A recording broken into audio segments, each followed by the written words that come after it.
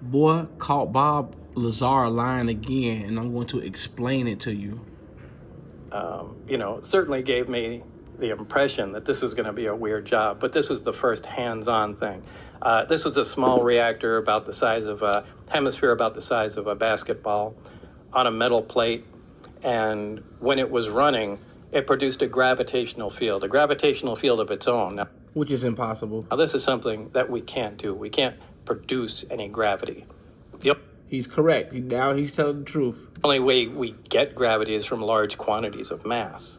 Facts. But there's no machine we can have that turns on that makes gravity. Like, you can turn on an electromagnet and it makes a magnetic field. We can't make a gravitational field. Anyway, this device was producing that. And Barry said, almost like he was bragging, go ahead, try and touch the sphere. And I couldn't. It pushed my hands away, just like two like poles of a magnet. So that... Now, okay, now let's go to magnetism. Now you see the repulsion, right? These are the poles. That's the North Pole, that's the South Pole. Now if you put them, they're gonna create repulsion. Now check this out. Now I'm finna bust a bubble. Now look at this. Now you see that?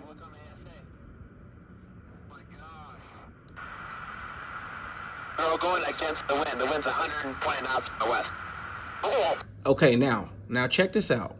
Now, let's say you have a UFO. Let's say you have a UFO, okay? Hold on. Let me get my little tool ready, guys. So, let's say you have a UFO.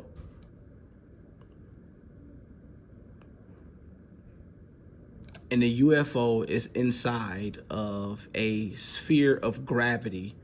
Did you know that gravity and the wind affect each other? If this thing is driving toward the wind, this is the wind,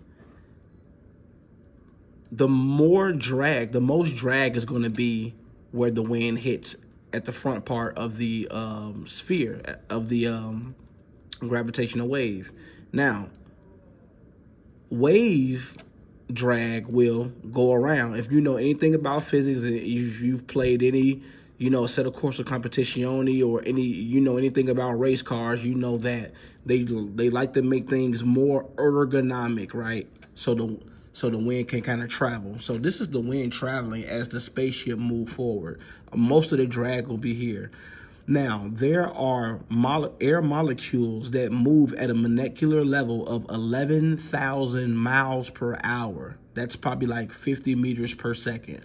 And before it that's like, imagine a bunch of flies in a room flying in every direction, right? So this sphere right here, this sphere would create an outer ring of drag, and it would probably be making a whistling noise because of the sphere interacting and the air molecules moving at 1,100 miles an hour. So that strikes me as weird. And also when Bob Lazar says, now let's go back to Bob. What did he say when he touched the sphere? I couldn't. It pushed my hands away, just like two like poles of a magnet. So okay, now hold on. Now let's go back to the whiteboard. Now, if that's the case, if you're moving that fast, those many knots, let's see, wait, hold on. Look on the ASA. How fast? My gosh. We're going against the wind. The wind's 120 knots from the west.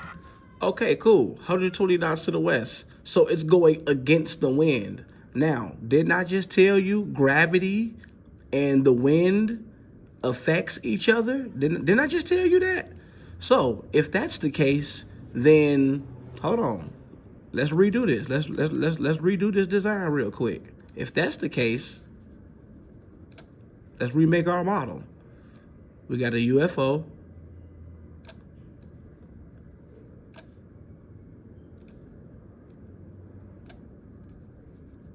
We got a UFO. Hold on, let me delete this right here. Now, if it's going against the wind, and we know wind molecules, it would cause a dent inside. It would cause a dent on the front of the sphere. If it's going against the wind, 120 knots against the wind, several thousand miles against the wind, right? The wind drag will be like this. This is how the wind drag will be. This is how the wind drag will be. This is how the wind drag. As the wind go into, as the small winds, these small winds go in between these drags, it will make a whistling noise. It will make a whistling noise. You can't believe everything you hear. It's people out here who are really scientific. I'm one of them.